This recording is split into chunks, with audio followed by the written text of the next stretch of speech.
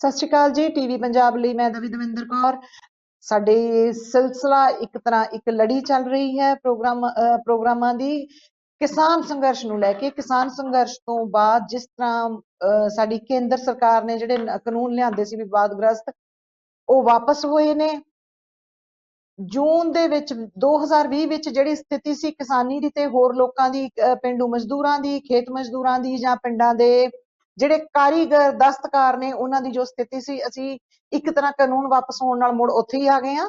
ਹਾਲੇ ਲੜਾਈ ਮੁੱਕੀ ਨਹੀਂ ਹੈ, ਪਰ ਲੋਕ ਏਕੇ ਦਾ ਇੱਕ ਜੋ ਸਬੂਤ ਦਿੱਤਾ ਗਿਆ, ਜਿਹਦੇ ਵਿੱਚ ਬਹੁਤ ਸਾਰੇ ਵਰਗਾਂ ਨੇ, ਸਾਰੇ ਲੋਕਾਂ ਨੇ ਇਸ ਮਹਾਯੱਗ ਵਿੱਚ ਹਿੱਸਾ ਪਾਇਆ। ਇਸ ਸੰਘਰਸ਼ ਵਿੱਚ ਇਹ ਇਕੱਲਾ ਕਿਸਾਨਾਂ ਦਾ ਅੰਦੋਲਨ ਨਹੀਂ ਮੰਨ ਸਕਦੇ ਤੇ ਇਸ ਵਿੱਚ ਯੋਗਦਾਨ ਪਾਉਣ ਵਾਲੇ ਬਹੁਤ ਸਾਰੇ ਲੋਕ ਸਰਗਰਮ ਰਹੇ, ਜਿਨ੍ਹਾਂ ਵਿੱਚ ਅੱਜ ਅਸੀਂ ਤੁਹਾਨੂੰ ਮਿਲਾਉਂਦੇ ਹਾਂ ਐਡਵੋਕੇਟ ਤਾਨੀਆ ਤਬਸਮ, ਜੋ ਮਲੇਰਕੋਟਲਾ ਤੋਂ ਨੇ। ਉਹਨਾਂ ਨੇ ਬਹੁਤ ਸਰਗਰਮੀ ਦਿਖਾਈ ਪੂਰੇ ਕਿਸਾਨ ਅੰਦੋਲਨ ਦੇ ਦੌਰਾਨ। ਉਹ ਹੁਣ ਵੀ ਇੱਕ ਤਰ੍ਹਾਂ ਖੁਸ਼ ਨੇ ਕਿ ਕਾਨੂੰਨ ਵਾਪਸ ਲਏ ਜਾਣ ਤੋਂ, ਜਿਸ ਤਰ੍ਹਾਂ ਮੋਦੀ ਸਰਕਾਰ ਨੇ ਕਾਨੂੰਨ ਵਾਪਸ ਲਏ ਨੇ।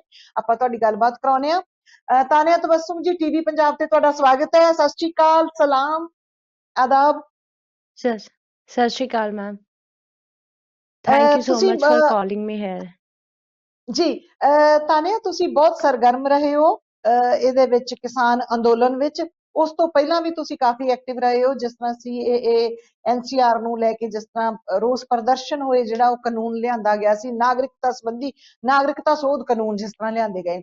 ਪਰ ਕਿਸਾਨ ਅੰਦੋਲਨ ਵਿੱਚ ਤੁਹਾਡੀ ਜਿਹੜੀ ਸ਼ਮੂਲੀਅਤ ਰਹੀ ਹੈ ਬਹੁਤ ਪ੍ਰੋਮੀਨੈਂਟ ਰਹੀ ਹੈ। ਇਹਦੇ ਬਾਰੇ ਕੀ ਆਖੋਗੇ? ਤੇ ਜਾਂ ਜੋ ਹੁਣ ਜਿਸ ਤਰ੍ਹਾਂ ਸਾਡੀ ਕੇਂਦਰ ਸਰਕਾਰ ਨੇ ਜਿਸ ਤਰ੍ਹਾਂ ਇਹ ਕਾਨੂੰਨ ਵਾਪਸ ਲਏ ਨੇ, ਤੁਸੀਂ ਕਿਉਂਕਿ ਕਿੱਤੇ ਵਜੋਂ ਤੁਸੀਂ ਐਡਵੋਕੇਟ ਹੋ, ਲਾਇਰ ਹੋ, ਵਕੀਲ ਹੋ, ਤੇ ਪੂਰੀ ਸਰਗਰਮੀ ਨਾਲ ਆਪਣਾ ਕੰਮ ਕਰ ਰਹੇ ਹੋ, ਕੀ ਆਖੋਗੇ? ਫਾਰਮਰਸ ਪ੍ਰੋਟੈਸਟ ਤੋਂ ਪਹਿਲਾਂ NRC ਦੀ ਜਦੋਂ ਪ੍ਰੋਟੈਸਟ ਹੁੰਦੀਆਂ ਸੀ, ਉਹਦੇ 'ਚ ਮੇਰਾ ਪਾਰਟਿਸਿਪੇਸ਼ਨ ਹੁੰਦਾ ਸੀ। ਬਟ ਫਾਰਮਰਸ ਪ੍ਰੋਟੈਸਟ 'ਚ ਪਾਰਟਿਸਿਪੇਟ ਕਰਨਾ, ਉਹਦੇ 'ਚ ਵੱਧ ਚੜ ਕੇ ਹਿੱਸਾ ਲੈਣਾ, ਉਹਦੇ 'ਚ ਜਿੰਨੀ ਵੀ ਐਕਟੀਵਿਟੀਜ਼ ਹੁੰਦੀਆਂ ਸੀ ਉਹ ਕਰਨੀਆਂ, ਬੀਇੰਗ ਐਨ ਐਡਵੋਕੇਟ, ਬਾਰਡਰਸ ਤੇ ਜਾਣਾ, ਜਾਂ ਜੋ ਕੁਝ ਵੀ ਅਸੀਂ ਕੀਤਾ, ਮਤਲਬ 1.5 ਸਾਲ ਹੋ ਚੁੱਕਿਆ ਮਤਲਬ ਇਸ ਪ੍ਰੋਟੈਸਟ ਨੂੰ। ਐਂਡ ਮਤਲਬ 1.5 ਸਾਲ ਬਾਅਦ ਹੁਣ ਇਹ ਕਾਨੂੰਨ ਰੱਦ ਹੋਇਆ। ਬਟ ਇਹ ਇੱਕ ਡਿਫਰੈਂਟ ਐਕਸਪੀਰੀਅੰਸ ਸੀ। ਇਹ ਇੱਕ ਮਿਕਸਚਰ ਆਫ ਮਤਲਬ ਇਮੋਸ਼ਨ ਸੀ, ਮਿਕਸਡ ਇਮੋਸ਼ਨ ਸੀ, ਕਿਉਂਕਿ ਅਸੀਂ ਲੋਕਾਂ ਨੂੰ ਹੱਸਦੇ ਵੀ ਦੇਖਿਆ, ਲੋਕਾਂ ਨੂੰ ਟੁੱਟਦੇ ਵੀ ਦੇਖਿਆ, ਲੋਕਾਂ ਨੂੰ ਦੁਖੀ ਹੁੰਦੇ ਵੀ ਦੇਖਿਆ। ਤੇ ਮਤਲਬ ਅਸੀਂ ਇਹ ਵੀ ਦੇਖਿਆ ਸੀ ਕਿ ਬਹੁਤ ਏਦਾਂ ਦੀਆਂ ਵੀ ਐਕਟੀਵਿਟੀਜ਼ ਹੋਈਆਂ ਜਿਹਦੇ ਨਾਲ ਮੋਰਚੇ ਨੂੰ ਬਹੁਤ ਵੀਕ ਕਰਨ ਦੀ ਕੋਸ਼ਿਸ਼ ਕੀਤੀ ਸ਼ਰਾਰਤੀ ਅਨਸਰਾਂ ਨੇ। ਪਰ ਹਾਂਜੀ, ਪਰ ਸਭ ਤੋਂ ਵੱਡੀ ਗੱਲ ਇਹ ਸੀ ਕਿ ਮਤਲਬ ਲੋਕ ਸ਼ਹੀਦ ਹੋਏ, ਲੋਕਾਂ ਤੇ ਜ਼ੁਲਮ ਹੋਏ, ਉਹ ਤੋਂ ਬਾਅਦ ਵੀ ਲੋਕ ਡੀਮੋਟੀਵੇਟ ਨਹੀਂ ਹੋਏ, ਉਹਨਾਂ ਦਾ ਮੋਟੀਵੇਸ਼ਨ ਵੱਧਦਾ ਰਿਹਾ।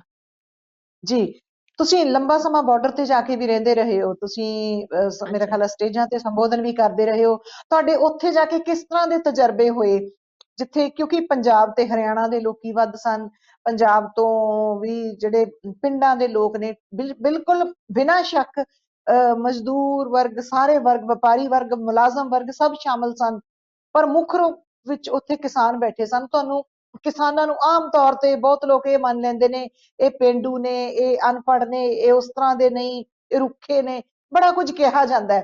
ਤੁਹਾਨੂੰ ਉਹਨਾਂ ਵਿੱਚ ਜਾ ਕੇ ਕਿਸ ਤਰ੍ਹਾਂ ਲੱਗਦਾ ਸੀ? ਜੇ ਐਜੂਕੇਸ਼ਨ ਦੀ ਗੱਲ ਕਰੀਏ ਤਾਂ ਸਕੂਲ ਐਜੂਕੇਸ਼ਨ ਪੱਖੋਂ ਹੋ ਸਕਦਾ ਹੈ ਕਿ ਕਿਸਾਨ ਨਹੀਂ ਪੜ੍ਹੇ ਲਿਖੇ ਹੋ ਸਕਦੇ, ਜਾਂ ਕਿਸਾਨਾਂ ਨੂੰ ਨਹੀਂ ਪਤਾ ਹੋਏਗਾ ਸਕੂਲ ਐਜੂਕੇਸ਼ਨ ਬਾਰੇ। ਪਰ ਜੇ ਖੇਤੀ ਦੀ ਗੱਲ ਕੀਤੀ ਜਾ ਸਕਦੀ ਹੈ ਤਾਂ ਜਿੰਨੀ ਐਜੂਕੇਸ਼ਨ ਕਿਸਾਨਾਂ ਨੂੰ ਖੇਤੀ ਬਾਰੇ ਆ, ਉਹ ਸਾਨੂੰ ਪੜ੍ਹੇ ਲਿਖੇ ਲੋਕਾਂ ਨੂੰ ਵੀ ਨਹੀਂ ਹੈ। ਕਿਉਂਕਿ ਉਹਨਾਂ ਨੇ ਸਿਰਫ ਖੇਤੀ ਦੀ ਕੋਈ ਪੜ੍ਹਾਈ ਨਹੀਂ ਕੀਤੀ, ਉਹਨਾਂ ਨੂੰ ਕਿਸੇ ਸਕੂਲ 'ਚ ਜਾਂ ਯੂਨੀਵਰਸਿਟੀ 'ਚ ਨਹੀਂ ਉਹਨਾਂ ਨੇ ਸਿੱਖਿਆ ਪ੍ਰਾਪਤ ਕੀਤੀ ਕਿ ਖੇਤਾਂ 'ਚ ਕਿਸ ਹਿਸਾਬ ਨਾਲ ਕੰਮ ਕੀਤਾ ਜਾਂਦਾ। ਉਹਨਾਂ ਦੇ ਐਕਸਪੀਰੀਅੰਸ ਨੇ ਉਹਨਾਂ ਨੂੰ ਖੇਤਾਂ 'ਚ ਕੰਮ ਕਰਨ ਲਾਇਆ। ਐਂਡ ਸਭ ਤੋਂ ਵੱਡੀ ਗੱਲ ਦੇਖਣ ਵਾਲੀ ਇਹ ਆ ਕਿ ਜਦੋਂ ਉਹਨਾਂ ਤੋਂ ਮਤਲਬ ਉਹਨਾਂ ਨੂੰ ਪਤਾ ਸੀ ਕਿ ਸਾਡੇ ਤੋਂ ਸਾਡੀਆਂ ਜ਼ਮੀਨਾਂ ਖੋਈਆਂ ਜਾ ਰਹੀਆਂ, ਜੋ ਵੀ ਸਰਕਾਰ ਮਤਲਬ ਆਪਣੇ ਲਾਜ਼ ਲੈ ਕੇ ਆਈ ਹੈ, ਉਹ ਤੋਂ ਬਾਅਦ ਵੀ ਉਹ ਡਟ ਕੇ ਮੁਕਾਬਲਾ ਕਰ ਰਹੇ ਸੀ। ਉਹ ਡਟੇ ਬੈਠੇ ਸੀ ਬਾਰਡਰਾਂ ਤੇ, ਇਸ ਕਰਕੇ ਕਿਉਂਕਿ ਉਹ ਮਤਲਬ ਆਪਣੇ ਖੇਤਾਂ ਨੂੰ ਪਿਆਰ ਕਰਦੇ ਸੀ। ਜੇ ਅਸੀਂ ਦੇਖੀਏ ਤਾਂ ਇੱਕ ਨਾਰਮਲ ਜਿਹੜਾ ਇੱਕ ਐਜੂਕੇਟਡ ਪਰਸਨ ਹੋਏਗਾ, ਜਿਹਨੇ ਸਕੂਲ ਦੀ ਐਜੂਕੇਸ਼ਨ ਜਾਂ ਕਾਲਜ ਐਜੂਕੇਸ਼ਨ ਲਈ ਹੋਏਗੀ, ਉਹ ਕਿਸਾਨਾਂ ਨਾਲ ਕਦੇ ਵੀ ਆਪਣੇ ਆਪ ਨੂੰ ਕੰਪੇਅਰ ਨਹੀਂ ਕਰ ਸਕਦਾ, ਕਿਉਂਕਿ ਜੋ ਸਿੱਖਿਆ ਕਿਸਾਨ ਨੇ ਪ੍ਰਾਪਤ ਕੀਤੀ ਆ ਨਾ ਖੇਤਾਂ 'ਚ ਰਹਿ ਕੇ, ਉਹ ਕੋਈ ਵੀ ਜੀ ਜੀ ਇਨਸਾਨ ਨਹੀਂ ਪ੍ਰਾਪਤ ਕਰ ਸਕਦਾ। ਹਾਂਜੀ ਬਿਲਕੁਲ, ਕਿਸਾਨ ਨੂੰ ਧਰਤੀ ਦੀ, ਅਸਮਾਨ ਦੀ ਭਾਸ਼ਾ ਸਮਝ ਆਉਂਦੀ ਹੈ, ਮਿੱਟੀ ਦੀ ਭਾਸ਼ਾ ਸਮਝ ਆਉਂਦੀ ਹਾਂਜੀ ਹੈ, ਉਹਨਾਂ ਨੂੰ ਹਵਾ ਪਾਉਣ ਪਾਣੀ ਦੀ ਭਾਸ਼ਾ ਸਮਝ ਆਉਂਦੀ ਹੈ। ਤੁਸੀਂ ਉੱਥੇ ਜਾ ਕੇ ਮੋਰਚੇ ਤੇ ਰਹਿੰਦੇ ਰਹੇ ਹੋ, ਉੱਥੇ ਤੁਸੀਂ ਕਿਸ ਤਰ੍ਹਾਂ ਦੇ ਤੁਹਾਨੂੰ ਤਜਰਬੇ ਹੋਏ, ਕੋਈ ਖਾਸ ਘਟਨਾ ਵਾਪਰੀ ਹੋਵੇ ਜਾਂ ਕੁਝ ਖਾਸ ਗੱਲਾਂ ਜਿਹੜੀਆਂ ਤੁਸੀਂ ਦੇਖੀਆਂ ਤੇ ਤੁਹਾਨੂੰ ਵਿਲੱਖਣ ਮਹਿਸੂਸ ਹੋਇਆ, ਵੱਖਰਾ ਜਿਹਾ ਮਹਿਸੂਸ ਹੋਇਆ, ਚੰਗਾ ਲੱਗਾ ਜਾਂ ਕੁਝ ਬੁਰਾ ਲੱਗਾ, ਜੋ ਵੀ ਤੁਹਾਡਾ ਤਜਰਬਾ। ਕਿਸਾਨ ਮੋਰਚੇ 'ਚ, ਕਿਸਾਨੀ ਮੋਰਚੇ 'ਚ ਬਾਰਡਰ ਤੇ ਬੈਠ ਕੇ ਬਹੁਤ ਡਿਫਰੈਂਟ ਐਕਸਪੀਰੀਐਂਸਿਸ ਹੋਏ ਸੀ, ਕਿਉਂਕਿ ਅਸੀਂ ਸਿਰਫ ਦਿੱਲੀ 'ਚ ਨਹੀਂ ਮਤਲਬ ਅੰਦੋਲਨ 'ਚ ਬੈਠੇ ਸੀ। ਜਦੋਂ ਪੰਜਾਬ ਤੋਂ ਇਹ ਅੰਦੋਲਨ ਸ਼ੁਰੂ ਹੋਇਆ, ਅਸੀਂ ਉੱਥੋਂ ਹੀ ਲੋਕਾਂ ਦੇ ਨਾਲ ਅਸੀਂ ਹਰ ਸੰਘਰਸ਼ 'ਚ ਸ਼ਮੂਲੀਅਤ ਕਰ ਰਹੇ ਸੀ। ਪਰ ਹਾਂਜੀ ਮੇਰੇ ਨਾਲ ਬਹੁਤ ਮਤਲਬ ਸਭ ਨਾਲ ਹੀ ਬਹੁਤ ਡਿਫਰੈਂਟ ਐਕਸਪੀਰੀਐਂਸਿਸ ਹੋਏ ਸੀ, ਬਟ ਮੇਰੇ ਨਾਲ ਜੋ ਐਕਸਪੀਰੀਐਂਸਿਸ ਹੋਏ ਉਹ ਮੈਮੋਰੇਬਲ ਐਕਸਪੀਰੀਐਂਸਿਸ ਆ। ਮਤਲਬ ਮੈਨੂੰ ਜੀ ਜੀ ਲੱਗਦਾ ਕਿ ਸ਼ਾਇਦ ਮਰਦੇ ਦਮ ਤੱਕ ਮੈਂ ਉਹ ਐਕਸਪੀਰੀਐਂਸਿਸ ਨੂੰ ਯਾਦ ਰੱਖੂੰਗੀ, ਕਿਉਂਕਿ ਥੋੜਾ ਜਿਹਾ ਕੁਝ ਬੀਇੰਗ ਅ ਦੱਸੋਗੇ? ਮੁਸਲਿਮ, ਹੂੰ ਹਾਂਜੀ, ਜੀ ਜੀ ਬੀਇੰਗ ਅ ਮੁਸਲਿਮ, ਹਾਂ ਹਾਂ ਕਿਉਂਕਿ ਮੈਂ ਹਿਜਾਬ ਕਰਦੀ ਹਾਂ, ਮੈਂ ਹੂੰ ਮਤਲਬ ਬਿਲਕੁਲ ਪਰਦੇ 'ਚ ਟਰਾਲੀਜ਼ ਟੂ ਟਰਾਲੀਜ਼ ਜਾਂਦੀ ਹੁੰਦੀ ਸੀ। ਤਾਂ ਅੱਛਾ ਜਦੋਂ ਵੀ ਕਿਸਾਨ ਲੋਕਾਂ ਨੇ ਮੈਨੂੰ, ਬਾਬਾ ਜੀ, ਬਜ਼ੁਰਗ ਲੋਕਾਂ ਨੇ ਜਾਂ ਕਿਸਾਨ ਹੂੰ ਭਰਾਵਾਂ ਨੇ ਮੈਨੂੰ ਦੇਖਣਾ, ਤਾਂ ਉਹਨਾਂ ਨੇ ਹੂੰ ਨਾ ਹੂੰ ਦੂਰੋਂ ਹੀ ਕਹਿ ਦੇਣਾ ਕਿ ਮੁਸਲਿਮ ਭੈਣ ਆ ਰਹੀ ਆ। ਅੱਛਾ ਐਂਡ ਉਹਨਾਂ ਨੂੰ, ਕਿਸਾਨ ਬਜ਼ੁਰਗਾਂ ਨੂੰ, ਬਾਬਾ ਜੀ ਨੂੰ ਆਪਣਾ ਹੂੰ 47 ਵਾਲਾ ਦੌਰ ਕਿ ਮੇਰਾ ਹੂੰ ਮੁਸਲਿਮ ਭਰਾ ਸੀ ਜਾਂ ਮੇਰਾ ਹੂੰ ਮੁਸਲਿਮ ਦੋਸਤ ਸੀ, ਅਸੀਂ ਇਕੱਠੇ ਬੈਠ ਕੇ ਹੂੰ ਗੱਲਾਂ ਕਰਦੇ ਸੀ। ਹੂੰ ਬਹੁਤ ਬਾਬਾ ਜੀ ਨੇ ਮੈਨੂੰ ਆਪਣੀਆਂ ਸਟੋਰੀਜ਼ ਵੀ ਸੁਣਾਈਆਂ ਕਿ ਅੱਛਾ ਮੇਰਾ ਮਤਲਬ ਮੁਸਲਿਮ ਭਰਾ ਸੀ, ਹਨਾ, ਸੀਗੇ ਤਾਂ ਉਹ ਹੂੰ ਦੋਸਤ, ਕਿਉਂਕਿ ਦੋਸਤ ਸੀ ਉਹ ਹੂੰ ਜਿਵੇਂ ਬਾਬਾ ਜੀ ਸਿੱਖ ਨੇ, ਉਹਨਾਂ ਦੇ ਹੂੰ ਜਿਹੜੇ ਭਰਾ ਬਣੇ ਸੀ ਉਹ ਮੁਸਲਿਮ, ਹਨਾ, ਪਰ ਹੂੰ ਮਤਲਬ ਡਿਫਰੈਂਟ ਰਿਲੀਜਨਸ ਤੋਂ ਹੁੰਦੇ ਹੋਏ ਵੀ ਉਹਨਾਂ 'ਚ ਇੱਕ ਭਾਈਚਾਰੇ ਵਾਲੀ ਭਾਵਨਾ ਸੀ ਕਿ ਇਹ ਮੇਰਾ ਭਾਈਚਾਰਾ ਭਰਾ ਆ। ਹੂੰ ਤੇ ਹੋਰ ਕੀ ਦੂਸਰਾ, ਤੁਹਾਨੂੰ ਤਜਰਬੇ? ਹਾਂਜੀ ਹਾਂਜੀ ਤੁਸੀਂ ਜਾਰੀ ਰੱਖੋ ਆਪਣੀ ਗੱਲ। ਇੱਕ ਤਾਂ ਇਹ ਰਿਲੀਜੀਅਸ ਸੀਗਾ, ਹੈ ਕਿ ਉਹਨਾਂ ਨੂੰ ਹੂੰ ਉਹ ਦੌਰ ਯਾਦ ਆ ਗਿਆ। ਉਹਨਾਂ ਨੇ ਕਿਹਾ ਕਿ ਸਰਕਾਰ ਨੇ ਉਦੋਂ ਵੀ ਸਾਨੂੰ ਧਰਮ ਦੇ ਨਾਂ ਤੇ ਵੰਡਿਆ ਸੀ। ਉਦੋਂ ਵੰਡਿਆ ਸਾਨੂੰ ਕਹਿੰਦੇ ਬਿਲਕੁਲ ਸੀ ਵੀ ਤੁਹਾਡੇ ਦੂਸਰੇ ਧਰਮ ਦੇ ਭਰਾ ਨੇ ਤੁਹਾਡੇ ਖਾਨਦਾਨ ਨੂੰ ਮਾਰਿਆ ਜਾਂ ਜੋ ਕੁਝ ਵੀ ਇੰਸੀਡੈਂਟਸ ਹੋਏ ਉਸ ਕਤਲੇਆਮ ਟਾਈਮ। ਹੋਇਆ ਬਹੁਤ, ਸਭ ਤੋਂ ਵੱਧ ਪੰਜਾਬ ਹਾਂਜੀ, ਨੂੰ ਨੁਕਸਾਨ ਉਠਾਉਣਾ ਪਿਆ 1947 ਦੇ ਤੇ। ਬਿਲਕੁਲ। ਜੀ ਦੂਸਰੀ ਗੱਲ ਇਹ ਤੇ ਸੀ ਕਿ ਹੂੰ ਔਰਤਾਂ ਦੀ ਜਿਹੜੀ ਇਮੇਜ ਸੀ ਉਹਦੇ 'ਚ ਇੱਕ ਡਰਾਸਟਿਕ ਚੇਂਜ ਆਇਆ। ਹੂੰ ਡਰਾਸਟਿਕ ਚੇਂਜ ਏਦਾਂ, ਕਿਉਂਕਿ 8th ਮਾਰਚ ਨੂੰ ਵਿਮਨਸ ਡੇ ਦੀ ਤਿਆਰੀ ਲਈ ਅਸੀਂ ਹੂੰ ਟਿੱਕਰੀ ਬਾਰਡਰ ਸੀ, ਐਂਡ ਮੈਂ ਜੀ ਕਿਸਾਨ ਜੀ ਔਰਤਾਂ ਨਾਲ ਜਾ ਕੇ ਟਰਾਲੀ ਟੂ ਟਰਾਲੀ ਅਸੀਂ ਸਭ ਨੂੰ 8 ਦੇ ਮਤਲਬ 8 ਮਾਰਚ ਦੇ ਪ੍ਰੋਗਰਾਮ ਲਈ ਮਤਲਬ ਹੂੰ ਉਹਨਾਂ ਨੂੰ ਇਨਵਾਈਟ ਕਰ ਰਹੇ ਸੀ ਕਿ ਸਾਨੂੰ ਸਭ ਨੂੰ ਇਕੱਠੇ ਆਉਣਾ ਚਾਹੀਦਾ। ਪੰਜਾਬ ਦੇ ਜੀ ਜੀ ਭਰਾਵਾਂ ਨੂੰ ਵੀ ਕਹਿ ਰਹੇ ਸੀ ਤੇ ਹਰਿਆਣਾ ਦੇ ਵੀ। ਜੀ ਐਂਡ ਜੀ ਵੈਸੇ ਹੀ ਬਸ ਨਾਰਮਲੀ ਮੈਂ ਸੋਚ ਕੇ ਨਾ, ਮਤਲਬ ਅਸੀਂ ਨਾਰਮਲ ਬੈਠੇ ਸੀ, ਐਂਡ ਮੈਂ ਹੂੰ ਬੈਠੇ ਬੈਠੇ ਇੱਕ ਬਾਬਾ ਜੀ ਨੂੰ ਪੁੱਛਿਆ ਕਿ ਬਾਬਾ ਹੂੰ ਜੀ, ਇਸ ਸੰਘਰਸ਼ ਹੂੰ ਵਿੱਚ ਔਰਤਾਂ ਦੀ ਕੀ ਮਤਲਬ ਭੂਮਿਕਾ ਰਹੀ ਆ, ਤੁਸੀਂ ਹੂੰ ਕੀ ਹੂੰ ਸੋਚਦੇ ਹੋ?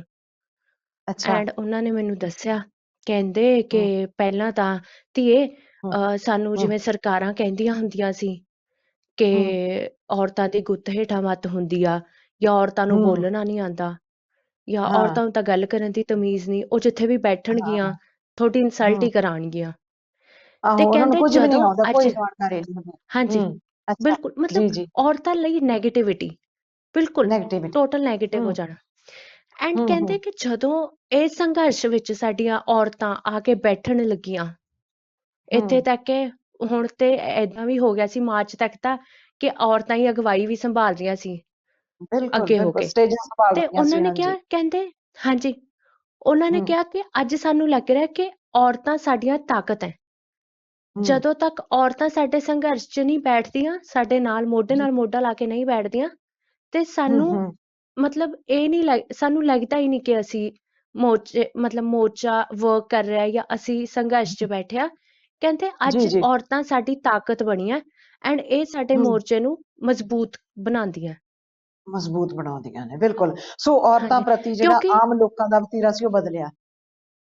ਹਾਂਜੀ, ਕਿਉਂਕਿ ਤੁਸੀਂ ਇਹ ਜੀ। ਦੇਖੋ ਕਿ ਜਦੋਂ ਵੀ ਮਤਲਬ ਪਹਿਲਾਂ ਜਿਵੇਂ ਕਿ ਲੋਕ ਕਿਸਾਨ ਲੋਕ ਹੂੰ, ਮਤਲਬ ਪ੍ਰੋਟੈਸਟ ਕਰਦੇ ਹੁੰਦੇ ਸੀ, ਜੋ ਵੀ ਹੂੰ, ਕੋਈ ਵੀ ਇੰਸੀਡੈਂਟਸ ਹੂੰ, ਹੁੰਦੇ ਸੀ, ਉਦੋਂ ਉਹਨਾਂ ਨੇ ਕੋਈ ਵੀ ਪ੍ਰੋਟੈਸਟ ਕਰਨੀ, ਕੋਈ ਵੀ ਲਾਈਕ ਜਾਮ ਕਰ ਦਿੰਦੇ ਹੁੰਦੇ ਸੀ, ਰੋਡ ਜਾਮ, ਤਾਂ ਪੋਲੀਟੀਕਲ ਹੂੰ, ਲੀਡਰਸ ਹੂੰ, ਕਹਿੰਦੇ ਸੀ ਕਿ ਇਹ ਬੰਦੇ ਤਾਂ ਵਿਹਲੇ ਆ, ਇਹਨਾਂ ਨੂੰ ਕੋਈ ਵੇਲੇ ਕੰਮ-ਕਾਜ ਹੈ। ਹੈ ਨਹੀਂ, ਆ ਕੇ ਵਿਹਲੇ ਬਿਲਕੁਲ। ਜੇ ਮਤਲਬ ਆ ਕੇ ਸੜਕਾਂ ਤੇ ਬਹਿ ਜਾਂਦੇ ਆ। ਕਹਿੰਦੇ ਅੱਜ ਹੂੰ, ਸਾਡੀਆਂ ਔਰਤਾਂ ਸਾਡੇ ਨਾਲ ਬੈਠਦੀਆਂ ਤੇ ਸਾਨੂੰ ਕੋਈ ਕੁਛ ਗਲਤ ਵੀ ਨਹੀਂ ਕਹਿੰਦਾ। ਕਿਉਂਕਿ ਉਹਨਾਂ ਹੂੰ, ਨੂੰ ਪਤਾ ਹੂੰ, ਵੀ ਅੱਜ ਜਿਹੜੀਆਂ ਔਰਤਾਂ ਨੂੰ ਅਸੀਂ ਮਤਲਬ ਮਰਦਾਂ ਨੂੰ ਕਹਿੰਦੇ ਸੀ ਵੀ ਇਹ ਔਰਤਾਂ ਇਹਨਾਂ ਦੀਆਂ ਵੀ ਇਹਨਾਂ ਦੀ ਇਨਸਲਟ ਕਰਾਉਣਗੀਆਂ, ਅੱਜ ਹੂੰ, ਹੂੰ, ਉਹੀ ਔਰਤਾਂ ਬੈਠ ਕੇ ਇਹਨਾਂ ਦੀਆਂ ਤਾਕਤ ਬਣ ਰਹੀਆਂ। ਹੂੰ, ਹੂੰ। ਤੇ ਤਾਨੀਆ, ਜਿਸ ਤਰ੍ਹਾਂ ਤੁਸੀਂ ਉੱਥੇ ਵਿੱਚ ਰਹਿੰਦੇ ਰਹੇ ਹੋ ਜਾ ਕੇ, ਹਨਾ, ਮੋਰਚਿਆਂ ਹਾਂਜੀ। ਤੇ ਉੱਥੇ ਫਿਰ ਤੁਹਾਨੂੰ ਕਿਸ ਤਰ੍ਹਾਂ ਰਹਿਣ ਸਹਿਣ ਕਿਸ ਤਰ੍ਹਾਂ ਲੱਗਿਆ? ਦੇਖੋ, ਔਰਤਾਂ ਲਈ ਇਹ ਸੱਚ ਤਾਂ ਹੈ ਕਿ ਔਖਾ ਸੀ, ਐਡਾ ਸੌਖਾ ਨਹੀਂ। ਅਸਮਾਨ ਦੇ ਥੱਲੇ ਜਿੱਥੇ ਸੀਮਤ ਸਾਧਨ ਨੇ ਤੁਹਾਡੇ ਕੋਲੇ, ਤੇ ਤੁਸੀਂ ਕਿੰਨੀ ਕੁ ਦੇਰ ਉੱਥੇ ਟੈਂਟਾਂ ਵਿੱਚ ਰਹੇ, ਰਾਤਾਂ ਨੂੰ ਤੰਬੂਆਂ ਵਿੱਚ ਜਾਂ ਟਰਾਲੀਆਂ ਵਿੱਚ? ਫਿਰ ਤੋਂ ਮੈਂ ਇਕੱਲੀ ਗਈ ਸੀ, ਮਤਲਬ ਅਸੀਂ ਲਾਈਕ ਟੀਮ ਮੈਂਬਰਸ ਗਏ ਸੀ ਤੇ ਅਸੀਂ ਇੱਕ ਨਿਊ ਫੈਮਿਲੀ ਬਣ ਕੇ ਗਏ। ਅਸੀਂ ਆਪਣੇ ਅੱਛਾ। ਘਰਾਂ ਚੋਂ ਇਕੱਲੇ ਹੀ ਗਏ ਸੀ ਸਭ। ਜਦੋਂ ਅੱਛਾ। ਅਸੀਂ ਉੱਥੇ ਗਏ ਸਾਨੂੰ ਨਹੀਂ ਲੱਗ ਰਿਹਾ ਸੀ ਕਿ ਅਸੀਂ ਆਪਣੀ ਫੈਮਿਲੀ ਨਾਲ ਨਹੀਂ ਆਏ। ਸਭ ਪਰਿਵਾਰ ਤੋਂ ਤੁਹਾਡਾ ਪਹਿਲਾਂ ਤਾਂ ਉੱਥੇ ਇਹੀ ਸੀ ਲੱਗਿਆ ਸਾਰਾ। ਕਿ ਅਸੀਂ, ਹੂੰ, ਹਾਂਜੀ, ਹੂੰ, ਕਿਉਂਕਿ ਅਸੀਂ ਐਡਵੋਕੇਟਸ ਜਿਵੇਂ ਕਿ ਅਸੀਂ ਜਾ ਰਹੇ ਸੀ 26 ਜਨਵਰੀ ਦੇ ਇਨਸੀਡੈਂਟ ਤੋਂ ਬਾਅਦ, ਤਾਂ ਜੀ, ਜੀ। ਏਦਾਂ ਲੱਗ ਰਿਹਾ ਸੀ ਕਿ ਇਹ ਐਡਵੋਕੇਟਸ ਮਤਲਬ ਅਸੀਂ ਜਿਹੜੇ ਮਤਲਬ ਫਰੈਂਡਸ ਆ, ਅਸੀਂ ਦੂਰ ਦੂਰ ਬੈਠੇ ਸੀ ਐਂਡ ਅਸੀਂ ਹੂੰ, ਇਕੱਠੇ ਹੋ ਗਏ।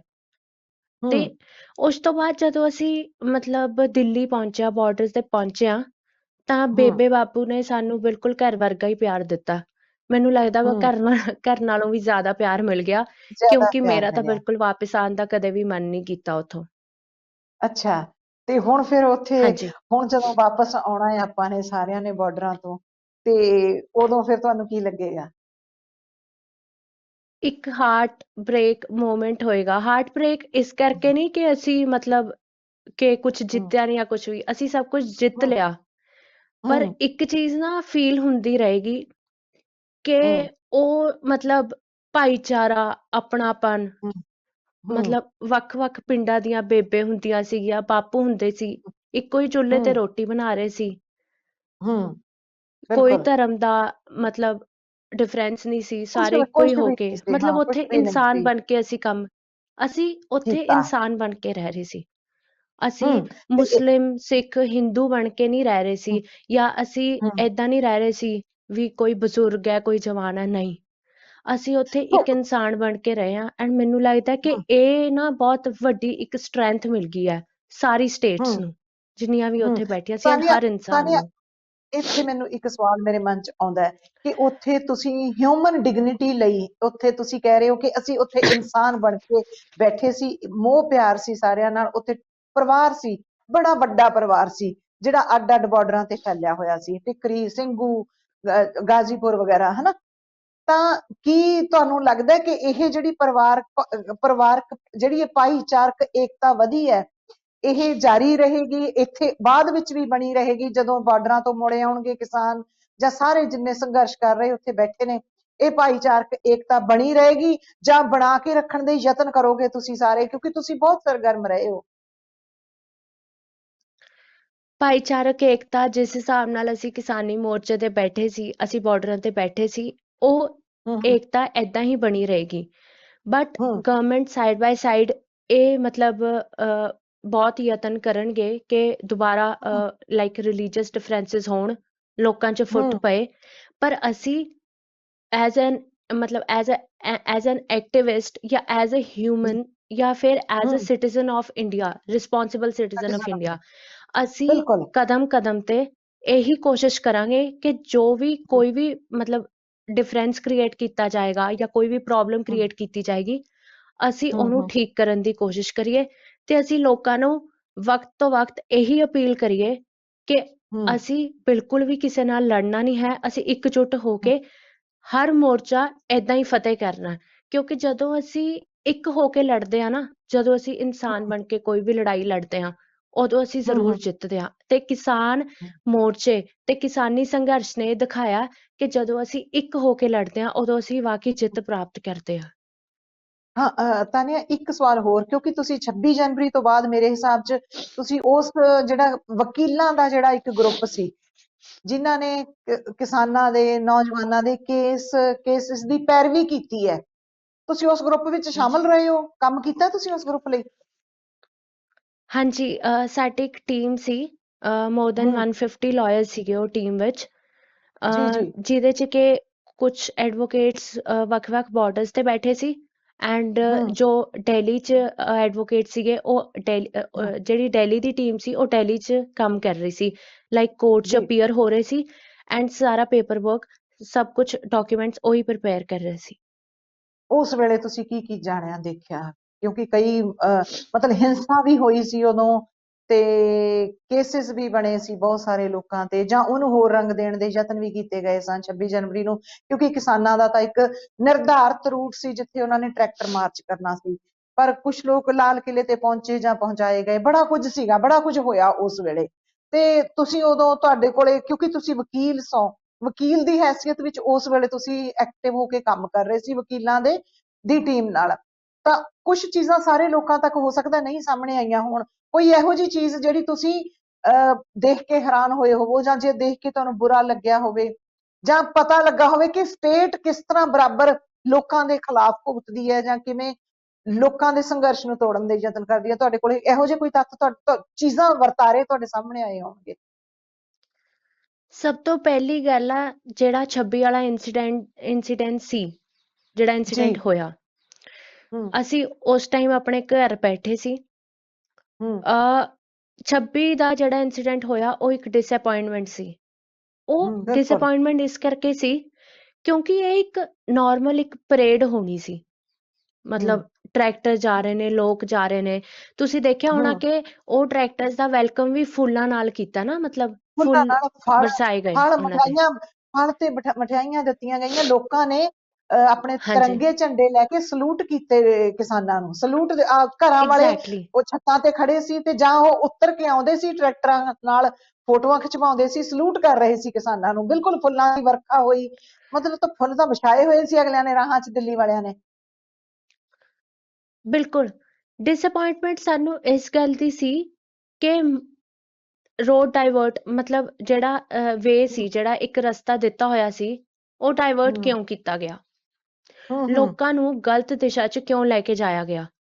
ਕਿਉਂਕਿ ਹੂੰ ਉਹ ਸਾਡੇ ਕਿਸਾਨੀ ਸੰਘਰਸ਼ ਨੂੰ ਨਾਕਾਮ ਕਰਨਾ ਚਾਹੁੰਦੇ ਸੀ, ਪਰ ਹੂੰ ਜਿਨ੍ਹਾਂ ਨੇ ਵੀ ਸ਼ਰਾਰਤੀ ਅਨਸਰਾਂ ਨੇ ਇਹ ਕੰਮ ਕੀਤਾ ਸੀ, ਉਹਨਾਂ ਨੂੰ ਇਹ ਨਹੀਂ ਪਤਾ ਸੀ ਕਿ ਸਾਡੇ ਕਿਸਾਨ ਬਾਬਿਆਂ ਦਾ, ਬਜ਼ੁਰਗਾਂ ਦਾ ਤੇ ਸਾਡੇ ਕਿਸਾਨ ਹੂੰ ਵੀਰਾਂ ਭੈਣਾਂ ਦਾ ਹੌਸਲਾ ਕਿੰਨਾ ਬੁਲੰਦ ਹੈ। ਤੁਸੀਂ ਇਹ ਕਿੰਨਾ ਦੇਖੋ, ਬੁਲੰਦ ਹੈ 26 ਜੀ। ਨੂੰ ਸ਼ਹੀਦ ਵੀ ਹੋਏ, ਹੂੰ 26 ਨੂੰ 26 ਤੋਂ ਬਾਅਦ 27 ਤੇ 28 ਨੂੰ ਇਲੀਗਲੀ ਡਿਟੇਨ ਵੀ ਕੀਤਾ ਬਹੁਤ ਲੋਕਾਂ ਨੂੰ। ਬਹੁਤ ਲੋਕਾਂ ਨੇ 80 ਕੀਤਾ ਸਾਲ ਹੈ। ਦੇ ਬਜ਼ੁਰਗ ਨੂੰ ਜਾਂ ਹੂੰ 18 ਸਾਲ ਦਾ ਕੋਈ ਯੰਗ ਬੱਚਾ ਹੈ, ਉਹ ਕਿਸੇ ਹੂੰ ਤੇ ਕਿਵੇਂ ਕੋਈ ਵੀ ਅਟੈਕ ਕਰਨਗੇ?